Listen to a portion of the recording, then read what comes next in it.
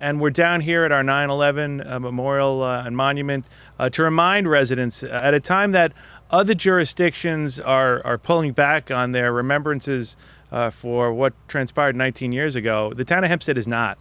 We are proudly telling residents, we want you to come down here for our service. When we made the announcement that Phil Alvarez was going to be the guest speaker at this year's 9/11 ceremony, we have never received so many positive comments from residents throughout the town. And that is a clear display that what happened 19 years ago is incredibly fresh in the minds of everyone who lives on Long Island. And when we have our service here every single year, we have a great turnout. And with COVID, it's going to be a little different. There are going to be some changes to this service this year. There's going to be social distancing. There are going to be masks. There's going to be hand sanitizer. But we're having this service because it's the right thing to do. And to have Phil as the speaker is something we are so grateful for here in the town of Hempstead.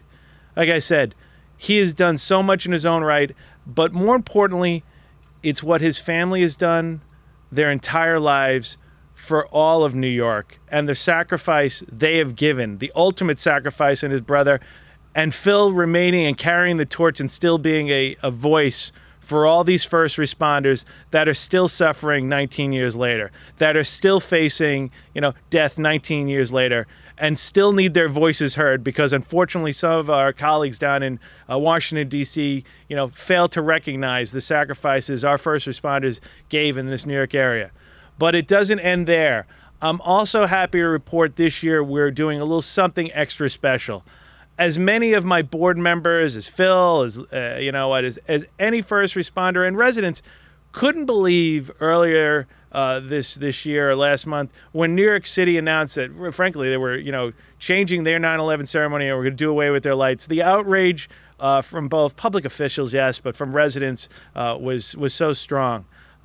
Yes, Tunnels for Towers stepped in and they're having the lights down at Ground Zero, and we appreciate that. But here in the town of Hempstead, we're going to have lights commemorating those towers. And those lights are going to be situated right behind this beautiful memorial, which has a piece of that steel. And those lights will be going from Thursday evening, Friday evening, Saturday, and Sunday. And when residents look to the south from Thursday through Sunday, they're going to be able to remember what transpired 19 years ago and those lives that were lost. I'm honored to be here in your town. It's a great honor because it was my brother's hometown. Lou Alvarez enjoyed this part of the town. He brought his family, his boys down here to the beach. He loved to fish down here. I am honored that his town has never forgotten.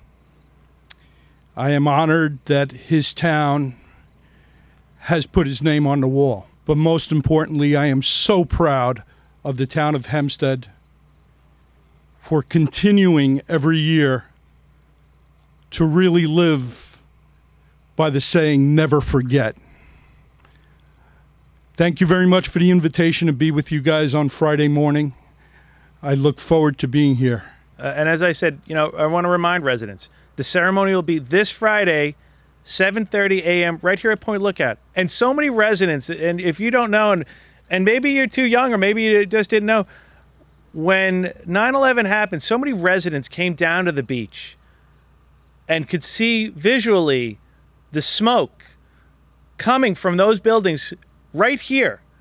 And it's become a focal point every single year. And I'm proud that the town residents come join us every single year.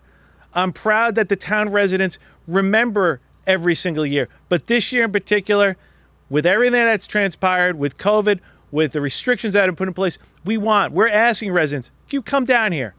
You take the time.